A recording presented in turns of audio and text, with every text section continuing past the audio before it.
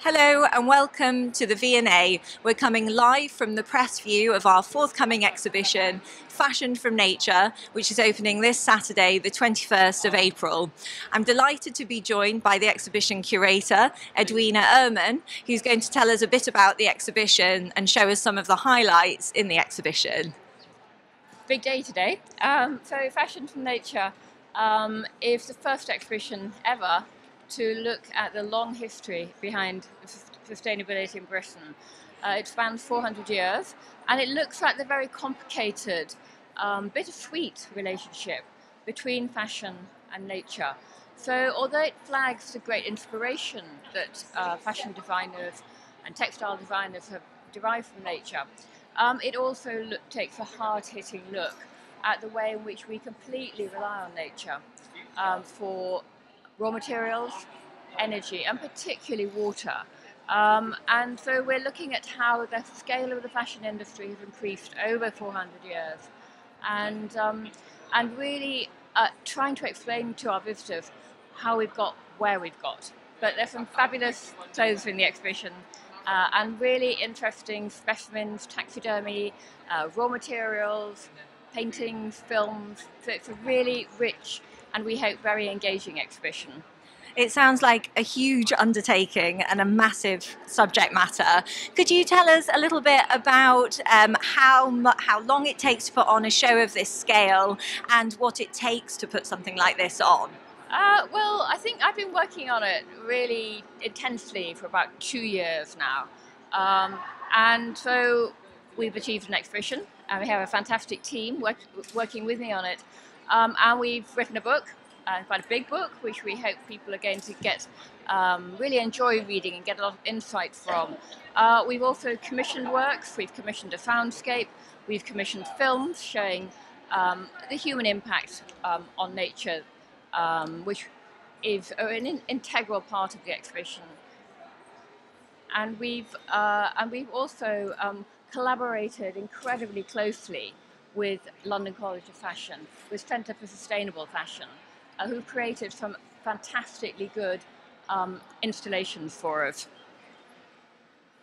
Great. So can you tell us a little bit about some of the highlights in the exhibition? Obviously, we're standing here next to this very interesting display. Can you tell us a little bit about this dress and the garments that are in this cabinet? Well, we're standing here on the mezzanine level of the V&A Fashion Gallery. And so we're in front of a case which looks at this sudden explosion of fibres we get in the 20th century, when really the fashion industry becomes very closely allied with the chemicals industry. And we're standing in front of some of the early man-made fibres. So we have viscose, cellulose acetate, and another fibre which we still use today called cupra, less well known perhaps. And we've chosen some stunning garments, and they're two personal favourites. One is an amazing leopard print rendered in textured rayon. It's 1930s, it's clingy, it's bias cut, very sexy. But sadly, the process of making rayon is incredibly toxic, and it involved one particular chemical called carbon disulfide. And this caused occupational health hazards for the people who worked within the factories, but also actually just those emissions coming out of the tall, high chimneys, they also affected the people living round about. And so you can see here this absolutely stunning dress, which almost looks like it's been made out of shells. Could you tell us a little bit about this dress? This is also 1930s. I feel so privileged that we've managed to get it out on display. It's very fragile indeed. It was made by a couturier who we know of, Madame Greve, but at the time was known as Alex. And it's made of cellulose acetate. So what they've done is that it was originally a pink silk ground, and to this pink silk ground they attached strips of cellulose acetate and then sprinkled artificial pearls over them. So it just looks like the interior of an oyster shell, and it's absolutely magical. And if you imagine that a woman walking down the stairs at an event, she would have looked so stunning in it. But again, it's made of these toxic materials. So there are these slightly disturbing stories behind all these garments. But what we're saying in the exhibition is we need to remember these things, we need to learn about them, but we are finding solutions. And that's the really, really important thing. There are so much activity around looking at better, cleaner ways of making textiles now. Fantastic time to be examining fashion. Yes. So now we're going to just walk to another cabinet with some very interesting garments on display. So if you wouldn't mind telling us a little bit more about them.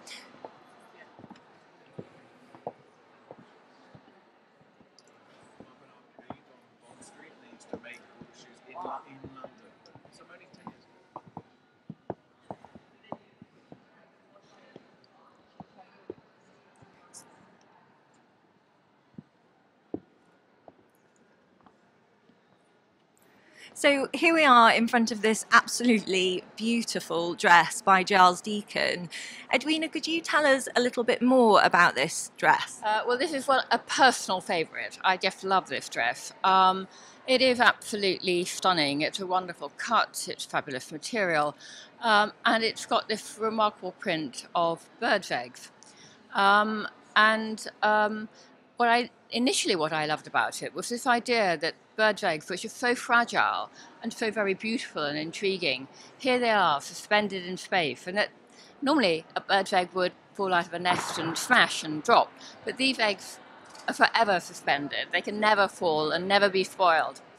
And when we got the dress from Giles, he explained that it's called the Fabergé Imperial Gown, and I thought that was so interesting, because what I think he's saying is that these birds' eggs are just as precious as bejeweled gold, bejeweled gold eggs made for the imperial royal family, and that we need to value them and remember that, and remember how important nature is to us. And he also told me where he found the prints, and they come from a very popular and famous bird book about British birds' eggs. And some of these eggs still actually survive in collections, in private collections and in institutions.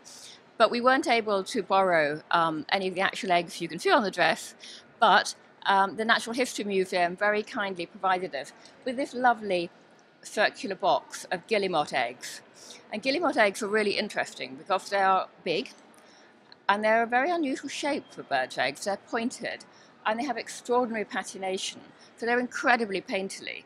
And I love the fact that we've been able to put real guillemot eggs alongside the dress to really emphasize, what remarkable things, the smallest things in nature are, and how we need to preserve and protect this wonderful planet that we've been given. Thank you. So can you tell us finally why sustainable fashion is so important and why this exhibition is happening now? Well, the exhibition is timely. The fashion industry is one of the most polluting industries in the world. Some people say it's the second most polluting industry in the world. And there is really, I think, a feeling from government down that we need to act. And there is now an urgency. We need to really pull together all the people involved in this industry, and they are fashion designers, scientists, textile designers, business, very important, and government. And we need to find ways forward. And what I've been so impressed by when I've been working on the exhibition and when I've been welcomed into networks around sustainability is how energized everybody is and how very determined they are. And I feel very optimistic. I feel we are actually going to go places. This is a tipping point, and I'm very proud to have to offer the exhibition as a forum for discussion and debate. The more we talk about it, the more we learn about it. The more we learn about the past, and the past has some good lessons for us. So the past teaches us that activism and education particularly can work, legislation can work, financial incentives, and science and technology can all affect change for the good. So taking that on board and looking forward, I think we're in quite a good place now, certainly an exciting place, but we all need to get behind it, and we all need to be out there asking not only who made my clothes, but how are my clothes made, and what are they made of.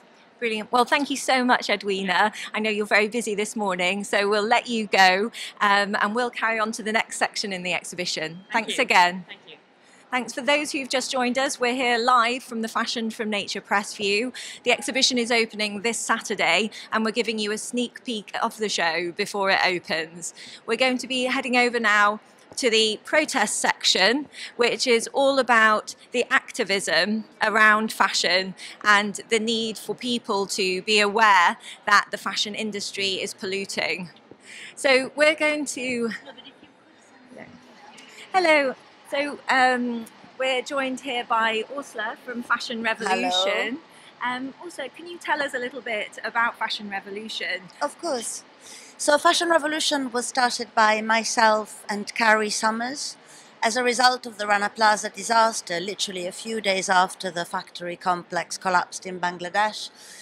We were all kind of tearing our hair apart and thinking, okay, it's not enough really talking about it or making products, you know, we need to do something a bit more serious. And so we created a campaign which we feel is a creative campaign, an inclusive campaign, a campaign that really talks about what is good and what can be done right within this industry rather than naming and shaming the many things that aren't right and that are wrong. So that's how we started. We are now in over 100 countries worldwide. We are the biggest fashion activism movement in the world. And really, we started with a very simple question, which is, who made my clothes? At this day and age, hashtag, who made my clothes? And what should be quite easy to answer is actually really, really difficult for brands to respond to. And this has started a huge move towards brands becoming more transparent. When we first published our Fashion Transparency Index, it was only a handful. Now there's, close to 150 brands publishing first and second supply chain tier. We can't claim all the credit, but we certainly can say that the conversation was ripe. And, the sort of this surge for positive change is something that is happening on all levels of the fashion supply chain. And seemingly gaining pace as well. And so we're standing in front of this fascinating section. Could you talk a little bit more about this? You've obviously referenced your campaign, Who Made My Clothes? Can you tell us a little bit more about this jacket? Yes.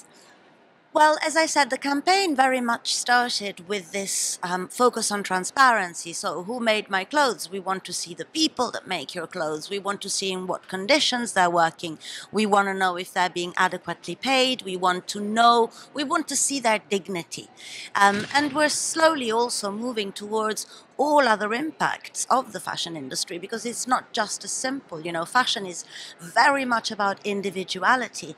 We are individuals. What works for me might not work for someone else. So there is a huge element in our campaign which talks about loving the clothes that you've already got, or transforming, mending, repairing. And I guess this jacket and the designer that made it, Katie Jones, is really what it's all about for us. So Fashion Revolution is also relaunching this year an initiative which started last year, which is called Fashion Open Studio, because we believe that the press and citizens and people are interested in the process behind making clothes, that in a way the big fashion industry has removed this supply chain, and we find it harder to engage with the things that we buy, because if you don't know their origin, their provenance, who made them, what they're made out of, you don't connect with them as intimately as if you are there while they're being made. You might even have a chance to say something about them when they're being made. I mean, that makes for a thread, and this thread makes for an emotional conversation. So this jacket was remade, handmade, lovingly made, patiently made by Katie Jones for Susie Babul, who was very much a fashion revolutionary.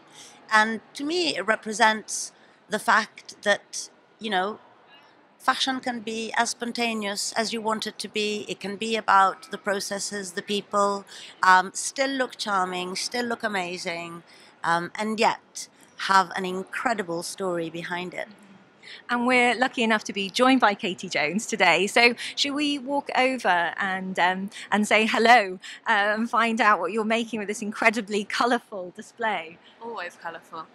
Today I'm doing some big chunky necklaces which are using recycled t-shirt yarn, but it's really great if you've never crocheted as a really quick and easy way to learn. And I think one of my main things is if we make our own clothes or know kind of how long it takes to make, that we start to kind of care for them better. And so I think actually sort of for my business and how I like to work, crafting is sort of at the heart of it, and kind of teaching people and showing them actually what goes into making your pieces. And I have to ask, your colour palette is absolutely amazing. Everything. Yes, and why did you choose such colourful wool and materials to work with? I mean, I've always been a little bit of a walking rainbow. I think I love fashion, and I just think it should be more fun. I mean, I love clothes, I love colour, and I suppose the reason why I sort of came into sustainable way is not really on purpose, but if I'm making something that's so bright and fun, how can it come from a sort of negative place? So that's why it's really important for me to use kind of materials where I know they're from, or kind of upcycle and use waste materials, and have it made in a sort of environment that I know is sort of fun, and people aren't kind of injuring themselves or working themselves over the kind of, it doesn't make sense if then you've got these like really bright playful pieces and that's how they're made. So can you tell us how you are involved with the exhibition? I know you've got a piece in the show. I have two, so I feel very spoiled. I've got a piece in the Revolution section where the jacket I made for Susie Bubble, and then I've also got a leather jacket and a pair of crochet trousers, a little bit further on. We'll be seeing those in a minute. So I feel very, very special that I've got two pieces, and they're all, it's quite nice because they're all quite different. So the denim jacket is a recycled vintage denim jacket that's had the back replaced, and we use kind of offcuts of leather, and the other piece is crocheted all in designer surplus yarns, and the jacket is again using all kind of offcuts and patchwork together, so I feel very special that I've got two bits. And can you tell us why you think sustainable fashion is so important and why people should come and see this exhibition? I mean, it's probably not the reason why it's so important, but why wouldn't it be important? Like, if you care about yourself and other people and the planet, once you learn, I always think you can't unlearn. So once you actively know, I suppose, the kind of some of the horrors behind the kind of fashion world, and you can actually see people doing it better, why wouldn't you want to be involved? And I think it's something that we all can be involved in a very, very small aspect, and everyone kind of making small changes is what then makes massive, massive change. And so, yeah, having something like this exhibition and bringing to light and like showing actually, if you want to be sustainable, you don't need to wear kind of beige. There's like, if you want to wear beige, that's cool, but there's like a lot of different options. I suppose it really kind of widens people's understanding of sustainable fashion, which I think is really, really important. Brilliant. Well, thank you so much. We'll move on now. Thank you. So this is the next makers stand, and we're lucky enough to be joined by Phoebe English. Can you tell us a little bit about who you are and what you're doing here today? Hi, I'm Phoebe. I'm a fashion designer living and working in London, and we're doing a workshop on patchwork quilting using waste materials from my garment production. So it's just sort of bringing an awareness to the consumption of materials, and sort of beginning to think about where those things end up going and what you should do with them. And so can you tell us why you think sustainable fashion is important? It's very important. I feel it's not a subject that is widely discussed as it should be yet. So it's really important to do things like this exhibition to begin to make people have that as part of a conversation about what they're buying and where those things are going. Every time you buy something, it has to go somewhere eventually. It doesn't just magically disappear. So it's really important to get people discussing those things and thinking about those things before they start buying things. Great, well thank you so much. I can't wait to see the quilt when it's done. So thank you for joining us. Bye.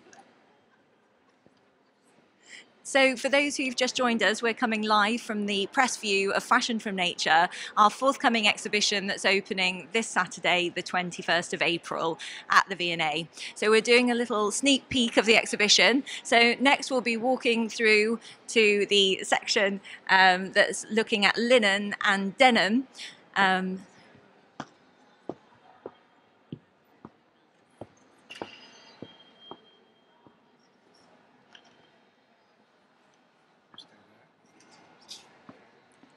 So we're joined by Alain from CELC.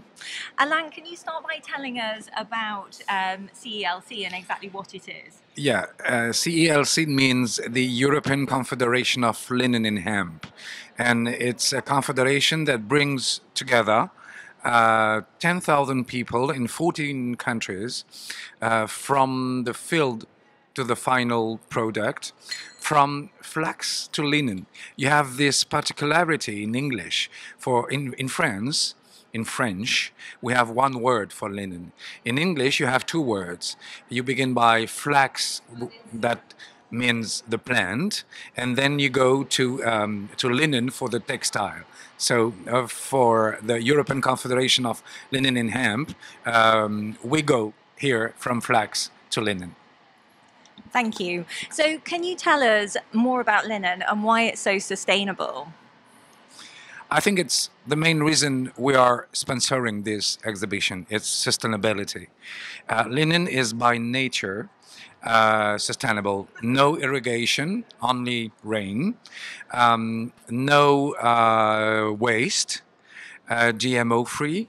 And for example, for one more example, in the transformation of the fiber, we have no chemistry. It's only mechanical transformation. So it's, may I say, the most sustainable fiber in the moment for the textile industry. Thank you. And can you tell us a bit about this garment we're actually standing in front of by John Malkovich? We met John Malkovich years ago, not as an actor, but as a stylist, as a fashion director. He is a linen addict, and may I say a linen textile addict. He loves linen. This outfit is a blend linen cotton, because linen is, you can produce and wear 100% linen outfit, but linen loves blending, may I say. So it's linen and cotton, and it is spring summer 2018 season collection. And can you tell us why sustainable fashion is important and why people should come and see this exhibition? Most of all, we have to insist on education, on transmission. So the exhibition today is the perfect example of knowledge for everyone. And we all have to talk about proximity, about transparency, about sustainability, about ethics. And we all have to know what we buy and what we wear. And I think that it's the main purpose of this exhibition to explain to the end consumer the importance of these informations. Great. Well, thank you so much, Alain. We're going to move on now, and thank you for talking to us. Thank you. So we're now going to move on to the denim section.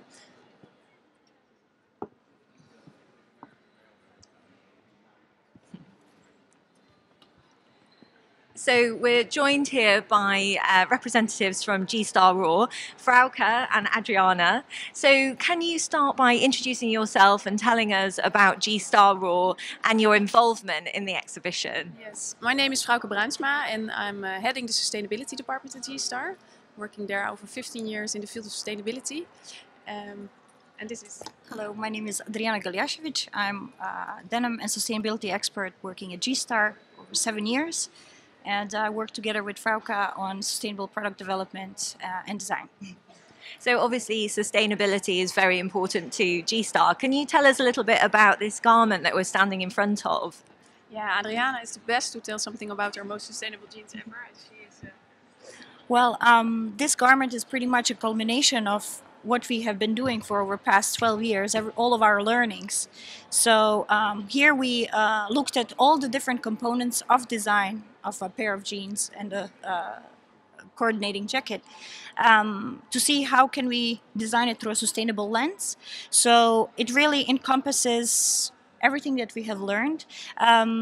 For example, the fabric is the first gold cradle-to-cradle certified denim fabric in the world. It presents absolutely zero risk for people and environment in its chemistry. It's also have open access for the rest of the world to follow how to use this indigo technology that we and the fabric to we developed with our partners. Wash has also been designed not to waste any water. Designed for endless cyclability, so removal of the zippers as well as the rivets, and just focusing on the eco-finish buttons, which have also been designed and optimized to use no electroplating. And of course, responsible manufacturing, we made this at our Cytex supplier. So we looked at all the different components and optimized them through a sustainable lens, and that's why we can call this our most sustainable jeans ever. That's incredible. So you mentioned that you're sharing all of this knowledge now with the industry. Can you tell us why that's important and why sustainable fashion is so important? Yeah, sustainable fashion, of course, we still see that fashion has a negative impact on the planet and on the people. So we really see that if you want to still be here as a company in 50 years, you really have to change the way how you design garments and to positively impact the planet. And with this garment, we have shown that it is possible and that we can voice and show the people, raise awareness that you can change something if you redesign your garments. So can you tell us quickly why you think it's important for people to come to this exhibition and learn more about sustainable fashion? Well, I think it's very important to see an overview of the past accomplishments and inspirations done by nature, also to see what we are currently facing today. And by exposing what we are currently facing today in terms of problems, but as well as solutions, all of the people around the world being touched with this exhibition can also learn and make a change from their own end. Brilliant. Well, thank you so much for joining us, and thank you for being involved in the exhibition. Right. So we're going to walk now to meet our final guest of the day.